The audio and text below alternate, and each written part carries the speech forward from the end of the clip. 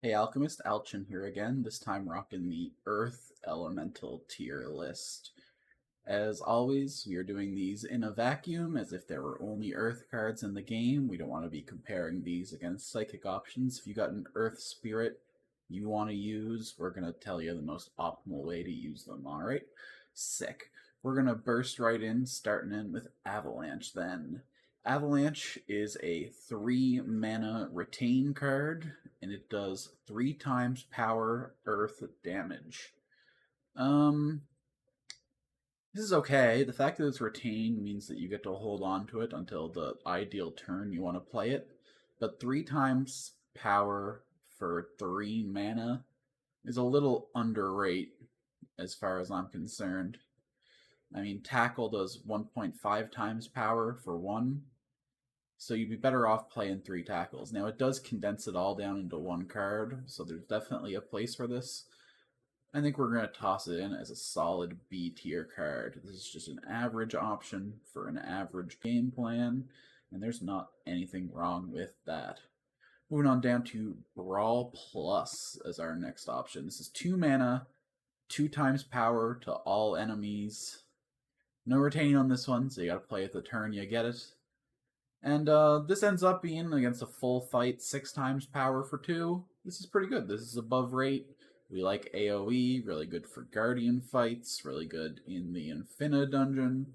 Just a solid AoE damage option. We're going to sauce that one in the A tier.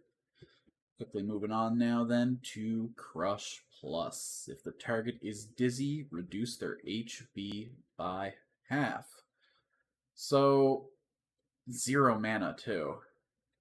This is just solid. This is just really good. It doesn't seem like much in the early game where your power is outscaling the enemy's HP by a lot, but the later you are in the game, the stronger this gets. And by the time you're in the depths of the Infinite Dungeon or fighting the end game dark enemies, you're going to expect the enemy's HP pool to be a lot bigger than yours and a lot bigger than the damage you can do. So a few Crush Pluses, if you just shred down the enemy armor, you toss a couple of these down, you can really chunk someone down. Obviously, the more you cast, the more diminishing returns you get, but honestly, you play a couple of these early in the fight, it does some work. We're going to put it... I don't know if I'm putting it in the top A or the S tier. There are some crazier options that we're going to see later on. I think I'm going to put it in the S tier for now, but it might get degraded later when we look at other options on this list. No, I think it deserves that spot. This can end up being potentially like 1,000 damage or more in the really, really late floors in the Infinite Dungeon. This is just a game that just keeps on giving the later in the game you go. And again, for 0 energy, I mean, it's literally free, other than the cost to draw it, I suppose. Solid skill, we're happy to see it. Moving on now to Drop Kick Plus. Dropkick Plus deals 1 times power damage, and you draw 2 attack cards from your draw or discard pile. The fact that it specifically attacks means that it's a good tutor option if you want to build a tight little deck around this. You could dropkick into your dropkicks and just constantly draw. For 1 mana, it's a little underrate on power, but the fact that you get draw off it, I'm going to go ahead and put this also in the S tier. Cycle is really good in all card games, and Moonstone Island is no exception. Dropkick just keeps on giving. There are 1 mana neutral cards that just draw too. Now, the fact that it's your draw or your discard pile is interesting. You don't really get any control over this, but at the same time, if you're running a really tight deck with only a few attack options, then no matter where they are, you're going to get them, and you're happy about that. No ifs, ands, or buts. Moving on now to Earthquake Plus. Deal 1 power earth damage and remove 1 armor from all enemies for 1. So it's the same rate of damage as Brawl, but you also get the benefit of getting the armor shred. Now, 2 armor isn't a lot, but against all enemies, it's a pretty good chip. We're going to put it at the top of it's better than Brawl. I don't think it quite breaks into the S tier. Just because the fact that the armor doesn't scale at all, and it's eventually going to start to fall off towards the end of a playthrough. But honestly, just a versatile card. You're happy to see it early. Ain't nothing wrong with that. Moving on now to Fallen Foe Plus. 1 mana, 2 times Earth power Earth damage, so a little bit above rate. And if the target is banished, refill your energy. So it's 1 mana, deal 2 times. If you get a kill, you get 3 energy back. So it refunds itself and more. Pretty powerful swing. Yeah, just nothing wrong with that. I didn't realize how good Earth cards were until I started recording this. I kind of took a look through the cards and was like, eh. But then I'm sitting here thinking about it. I don't think I can justify putting this. I don't know. Maybe it's not quite S tier, because at 2 times power, what are the odds you actually get a kill with this, right? I mean, pretty decent. It's above rate. You can plan your turn around it. Once again, I want to put it at the bottom of the S tier. The fact that it's energy refund is pretty good. It's not energy cheat, though. You're not creating energy out of nothing with it, like some of the more powerful spirit cards. But for an Earth card, we're gonna put it in S for now, and later in the video we might downgrade it when we're doing our within the tier adjustments. But honestly, a really powerful card. Something that you're happy to play when it lines up. It's just a reward that keeps on giving. Moving on now to Focus Plus. Reduce the cost of all tackle cards into your deck to 0 for the rest of combat. So this defines a playstyle. The Focus Tackle deck we kind of talked about in brief in the neutral tier list. It's kind of a C tier playstyle. We've looked at the other cards they have here. There's just a lot of powerful options in the Earth playstyle. And the Focus Plus is a fun one. It gives you lots of energy cheat, but you have to draw those resources. I wouldn't even consider doing this on any spirit except for Brickhouse. On Brickhouse, this is like a B tier deck. But in everyone else, it's a C tier deck. And we're going to do this list as the general overall experience. This is just kind of where it ends up. Not necessarily a bad game plan, but it just doesn't scale like the other options. Moving on now to Fury of Blows. Deal 1 times power Earth damage 3 times for 1 mana. So this is 3 power for 3. For 1, rather. 3 power for 1. Incredibly high above rate. And it's even better if you're running this with a charge deck. If you've got a electric spirit giving you backup, giving you charge, it starts to scale out of control. We're going to pop this bad boy up in the A tier. This is a solid game plan. You can build a deck around it. And we're just happy to see stuff like that. Moving on now to the 1/2 plus. Deal 2 times power damage, remove 2 armor. Decent, another above rate. We have to consider 2 power because it's better than tackle, yeah, but this seems to be the general rate for decent 1 mana cards. Remove 2 armor is good, but again, it doesn't scale at all, and it's not AoE like Earthquake was. Brawl was, rather. I mean, like, both were, but Brawl's the more comparable one since it has the armor shred as well. We're going to put this in the B tier. It's just a solid Earth card. It's just, you play it early, it's a good armor remove option, but as you get deeper and deeper into the game, 2 armor falls off. You'd much rather be playing bashes to dizzy your opponents, and then following up with more powerful reward cards. Alright, now we're moving on to Open Hand Plus. If you have Rage applied, you draw 3 cards. Otherwise, draw 1 card. All for 1 mana, I believe? I didn't include that in my notes. Unfortunately, the wiki doesn't have the Waldo cards up. I'll actually be changing that later today, probably. iLime said he'd make a template for me, and I agreed to upload all that information. Just give me one quick second while I look through the PNGs I have saved for that project. And we'll get a better look here at Open Hand Plus. It is indeed 1 mana. So 1 mana, draw 3 if you have Rage, otherwise draw 1. If you're doing a Rage plan, that's well above rate for card draw, but all it is card draw.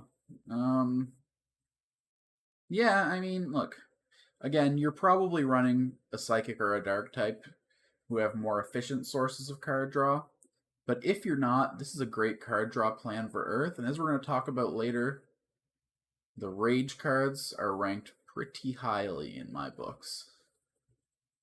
You know what, though? Just considering the other Rage card, I'm going to put it at the top of B tier. It's a great card. If you're running Rage, you should have probably 1 or 2 copies of this in your deck. Unless you have a great... Yeah, the reason I put it in B and over A is that if you're running an optimal build with a Psychic and a Dark as your supports, you're just going to have better options with them. So it doesn't, like, define anything. It doesn't, like, create the top quality deck. Yeah, fair enough. I'm just going to drop it here for now. We value the Rage plans, so this might seem strange. I'm putting Rage Plus, 0 mana, apply 2 Rage, only in the B tier as well. Rage is good. Rage is a great mechanic. 0 mana is a good rate for it. 2 Rage. So what Rage does is that for each point of Rage, you get 1 turn where you deal double damage, but you also take double damage. So Rage is a very powerful mechanic. We're always happy to see spirits in the Earth category get Rage. The fact that you play this card for 0 mana means that you control exactly when the Rage happens, so you can snipe it down on the turn you want to pop off and not risk taking extra damage, unlike Ankylo's passive, where it's kind of outside of your control. So this is a good card. This is great. The only reason it's not A tier, or maybe even S, is that only 2 Rage for 0 mana isn't card efficient. And you want to run your deck nice, neat, and trim, and we're going to see a more card efficient option for this later on in the list. If you prioritize mana efficiency in your game plan above card efficiency, you can pop this up to the A tier probably. But in the kind of decks that I personally tend to play, card efficiency is a little more important than mana efficiency, just because of all the little mana cheat options I work into my deck. Moving on now to Rock Throw Plus. Finally, just a card we can dump in the D tier. It's basically just Tackle Plus. It's deal 2 times power earth damage for 1. There are just other cards that do the same damage better. There's no reason to have this in your deck except for the early game when you have no other options, and you're going to find yourself trimming these out pretty dang quick. Now we're moving on to Secret Move. This is the 5-star hidden ability for the Earth deck. We're going to see one of these in each element going forward, and they tend to be alright. This is basically just a flat upgrade to Brawl. What this does is it, for 2 mana, deals 2 times power earth damage and removes 5 armor from all enemies. So same armor and a little better armor shred. We're going to put it probably even above Avalanche. 5 armor is ended up an amount that's going to matter into the late game. When you get to like levels 40, 50, 60, enemies will tend to have 20 to 30 armor. So cycling through, you play 4 or 5 of these to stagger. It's not as good as a bash would be for that purposes, but the fact that you get the AoE damage on top of that means that this is a card that just keeps on doing pretty decent work into the late game. Moving on now to Seeing Red. This is the card I talked about that was just a more card-efficient version of Rage, less mana-efficient. 1 mana, apply for Rage. Nice, simple, clean. You might say, Alex, why in the heck do you care about having more rage? Rage gets its bonus the exact same no matter how much rage you have. Yeah, you'd be right about that. But there's a card that we'll talk about later that makes it very clear that stacking rage can be a very valuable option. We're going to put this in the A tier. It supports an absolutely insane card that we're going to talk about in just a little bit. But for now, we're talking about Somersault. Somersault deals 2 times power damage. You put a copy of this card into your draw pile. It's a 1 mana card. So it's Rock Throw, but it pollutes your deck with more copies of it. It's lower on. We don't want Rock Throws in our deck. We don't want 1 Rock Throw. We don't want 2. We don't want 4. If you play this card, it just keeps polluting your deck with garbage that you don't want. Which makes it worse than... Honestly, the existence of Somersault kind of makes me want to move this on up to the C tier, if I'm being completely honest with you. But we're going to leave it here for now, because these are just 2 cards that there's no reason to have them in your deck. Alright, moving on then, we're going to talk a little bit about Uppercut. Uppercut's a pretty simple card. You deal 0.5 power damage, and you draw 2 cards for 1. So, there's another card that just... Dropkick is just a better version of this. It draws attack cards specifically. This one just draws 2 cards. That could be better or worse depending on your deck. I tend to think that the Lassa control makes it a little worse.